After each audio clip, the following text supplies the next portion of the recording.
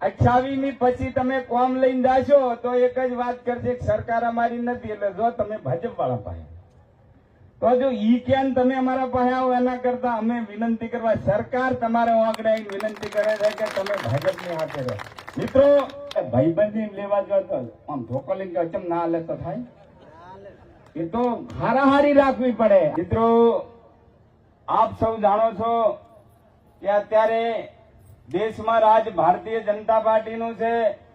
નરેન્દ્રભાઈ મોદી સાહેબ એ દેશના વડાપ્રધાન છે અને 26મીની ચૂંટણી પછી પણ દેશમાં રાજ ભારતીય જનતા પાર્ટીનું છે. આ વાત તો આપણે પાકી છે ને. ગુજરાતમાં રાજ ભારતીય જનતા પાર્ટીનું છે.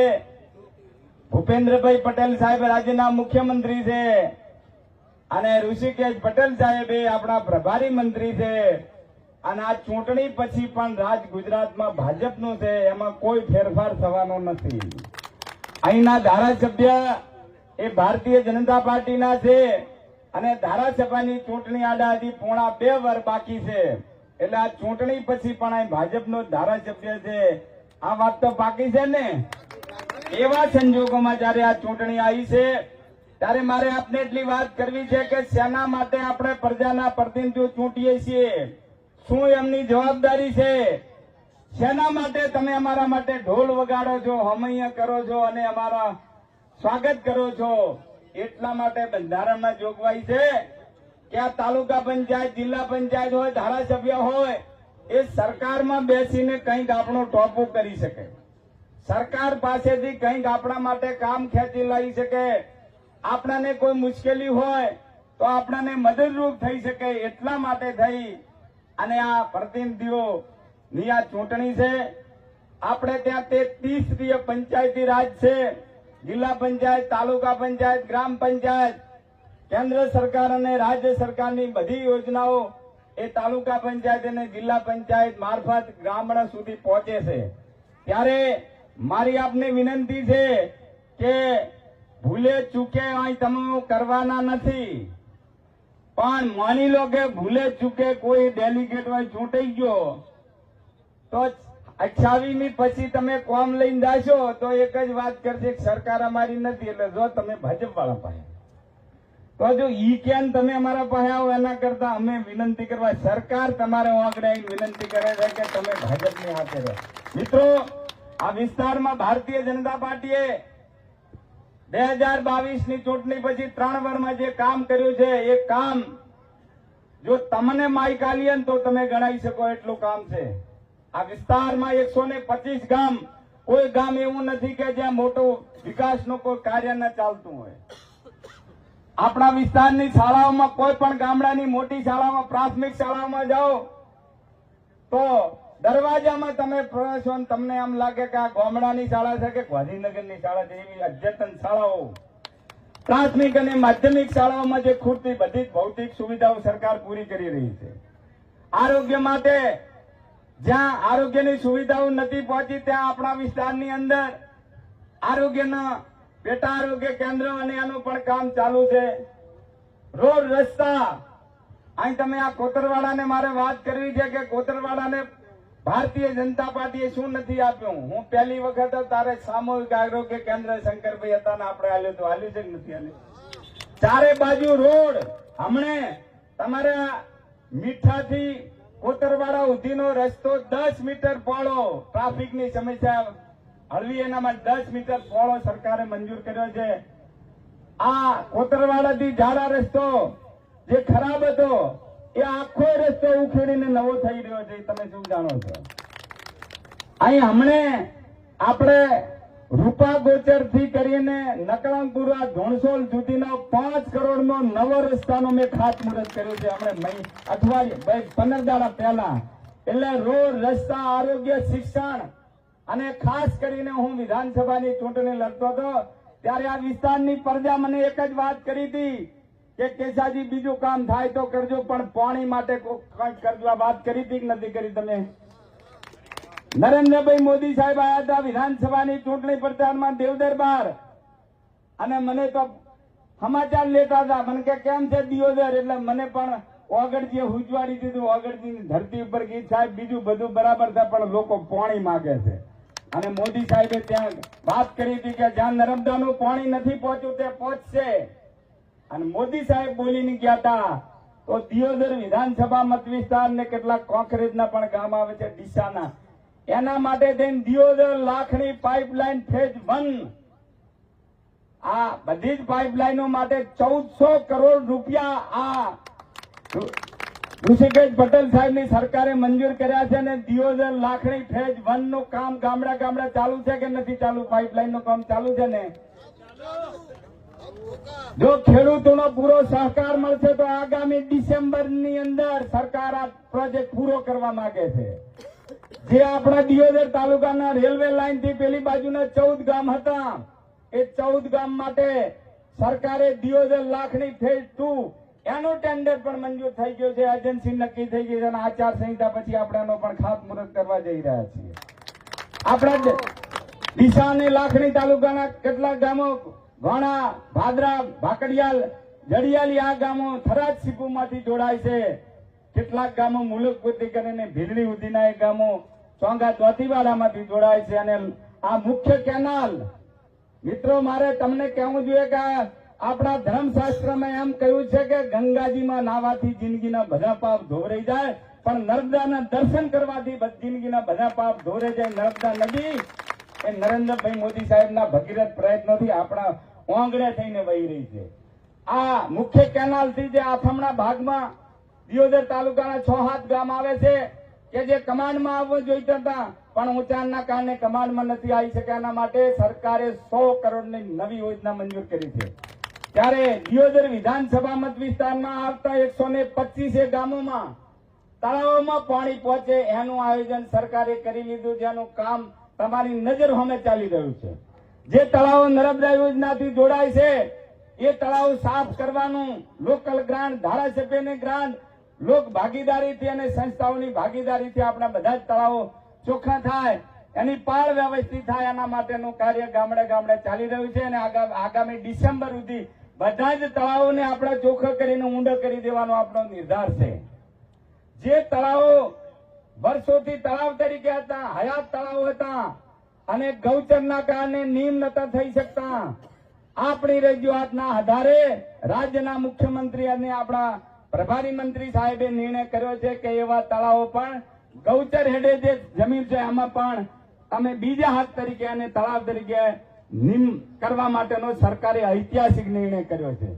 જે તળાવો હજી નર્મદા પાઇપલાઇન થી જોડાવાના બાકી છે, સાંભળી લેજો, નર્મદા પાઇપલાઇન થી જોડાવાના બાકી છે, આયોજનમાં નથી આવ્યા, એના માટેની ફાઇલ હું તૈયાર કરી રહ્યો છું. અને એ તળાવો પણ આગામી સમયમાં આયોજનમાં આવે એ આપણો પ્રયત્ન છે. તો રોડ, રસ્તા, પાણી, આરોગ્ય, શિક્ષણ, આ વિસ્તારના નાના મોટા 54 સમાજ, એ 54 સમાજ માણસ માત્ર ને માનવ માત્ર ને લાગુ પડે છે, એ બધા જ પ્રશ્નો સરકાર ઉકેલી રહી છે.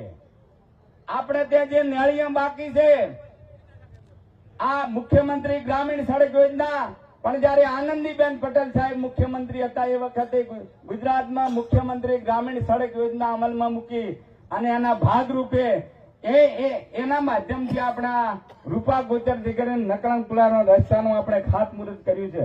હમણાં કેન્દ્ર સરકારનો એક કાર્યક્રમ આવ્યો હતો કે જે નેળીઓ પર પરા પડે છે, પરા તમે તરીકે ઓળખો છો, એવા નેળીઓને ઓનલાઈન કરવાનો કાર્યક્રમ હતો. અને એમાં આપણે અઠવાડિયું રાત ને દિવસ સરપંચોને પૂછજો, રાત ને દિવસ હું ઓફિસમાં બેસી અને એ પરા પણ આપણે ઓનલાઈન કરાયા છે. તો રોડ, રસ્તા, આરોગ્ય, શિક્ષણ બધા જ પ્રશ્નો સરકાર ઉકેલવા જઈ રહી છે.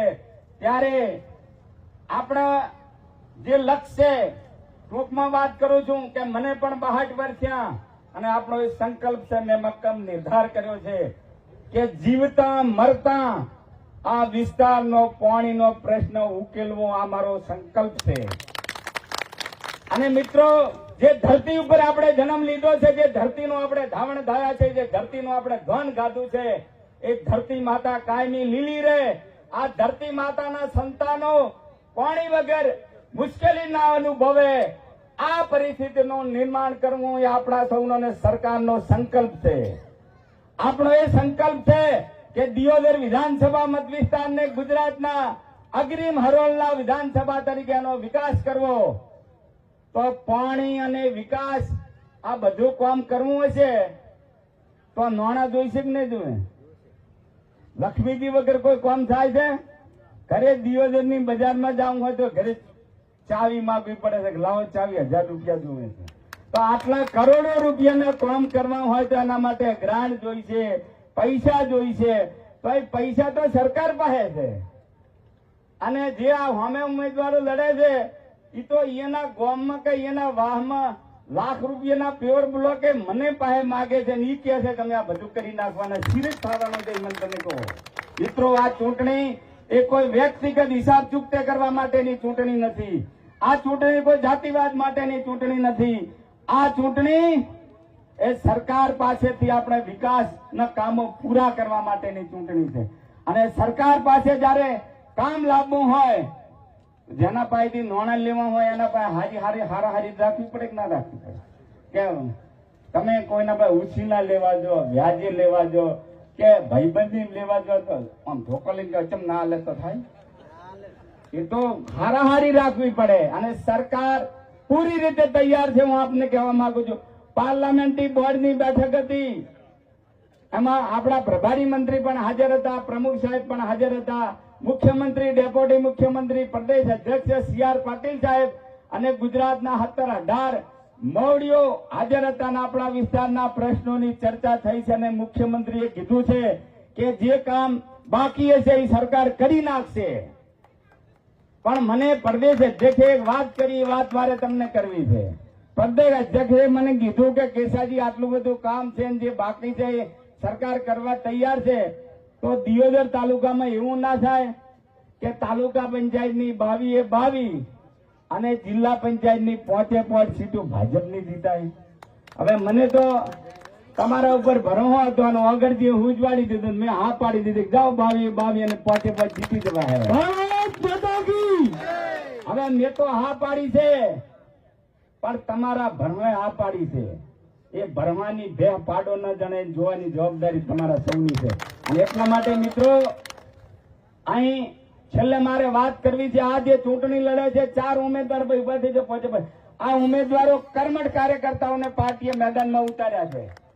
ભાઈ જિલ્લા પંચાયતને ઉમેદવાર તરીકે લેડીઝ સીટ છે એટલે ભાઈ અભયસિંહભાઈના ઘેરથી ચૂંટણી લડે છે જમનાબેન. આ રઘાજી એ ભેસાણા સીટમાંથી ચૂંટણી લડે છે, એમના એ પણ લેડીઝ સીટ છે. અને ગોમતીબેન એ એમના ઘેરથી ચૂંટણી લડે છે. બાજુમાં ભાઈ ભરતભાઈ, તારાભાઈ એ આપણે વડિયા સીટમાંથી માળી એ ચૂંટણી લડે છે.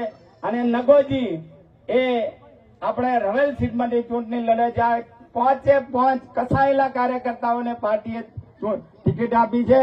ત્યારે આ જે 5 ઉમેદવારો છે નરેન્દ્રભાઈ મોદી સાહેબના પ્રતિનિધિ તરીકે ચૂંટણી લડે છે. આ 5 ઉમેદવાર એ મુખ્યમંત્રી ભૂપેન્દ્રભાઈ પટેલ સાહેબના પ્રતિનિધિ તરીકે ચૂંટણી લડે છે. અને આ ચૂંટણી ભારતીય જનતા પાર્ટી ચૂંટણી લડે છે. આ ચૂંટણી એ સરકાર પક્ષ ચૂંટણી લડે છે. અને આ ચૂંટણીની સંપૂર્ણ જવાબદારી ગુમાનસિંહ બાપુ અને ભાઈ કમલેશભાઈની હાથે નરેશભાઈ અને અમારી બંનેની છે. તો આવતીકાલે સરકાર પાસે અમારે તમારા કોમ લઈને જવું છે. તારે અમે છાતીના બટન ઉગાડીને જઈ શકીએ, નેસું ખાલીને અમારે ન બેહવું પડે એ જોવાની જવાબદારી મિત્રો આપ સૌની છે. અને એ જવાબદારી આપણે સૌ નિભાઈના જિલ્લા પંચાયત અને 4 તાલુકા પંચાયતો ભારતીય જનતા પાર્ટીની જીતાય એના માટે તમારે સૌએ કમર કસવાની છે. અને એ કોંગ્રેસ છે, કોંગ્રેસ એ કડવો બીજવારો છે, ઓળખતા નથી આપણે.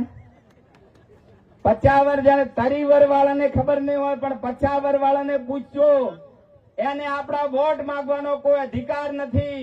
કોંગ્રેસનું રાજ હતું તારે ઉનાળામાં ડીપીઓ બળતી હતી, 1 મહિને નથી આવતી, પાક ફૂંકાઈ જતા હતા, બુસ્ટર લાવવા પડતા હતા મહેણાથી, અને ઓતરે દાડે મોટરો બળતી હતી. આ મનુભાઈ પૂછવા આવ્યા છે કે નહીં? આ ઈશ્વર ગોમડે ગોમડે કારખાના ઉભા થતા મોટરો બોધવાના, આ મોટરો બોધવા વાળાને ધંધો બદલવો પડ્યો છે. આ કોમ નરેન્દ્રભાઈએ કર્યું છે. આ નર્મદા યોજના કે જેને તમે પાણી માંગો છો, આ નર્મદા યોજનાનું ખાતમુહૂર્ત 1962 એ વખતના વડાપ્રધાન જવાહરલાલ નહેરુએ કર્યું હતું. 62 પછી 40 વર્ષ સુધી દેશ અને ગુજરાતમાં રાજ કોંગ્રેસનું રહ્યું. આપણા બનાસકાંઠા માટે નહેર માટે એક તગારો ભરીને માટી પણ નથી કાઢી. આ બાજુ સુજલામ સુફલામ નું કામ હતું ચાલુ, ત્યારે એ સુજલામ સુફલામ નહેરનો વિરોધ કરનાર કોંગ્રેસ હતી. અને કોંગ્રેસ આપણી પાસે કાંઈ મોટે વોટ માંગી શકે અને વોટ માંગવાનો કોઈ અધિકાર નથી. અને કોંગ્રેસ એક કડવો બીજવારો છે. મેં કહ્યું એમ, ભાઈ ભાઈને એક ખાટલે ના બેહવા દે, જુદા કરનારી આ કોંગ્રેસ છે. અને આપણે ઓળખવી પડે અને ઓળખી અને એની જે પેત્રો રચ્યો છે એનો એક દાખલો આલી મારી વાત પૂરી કરવી છે.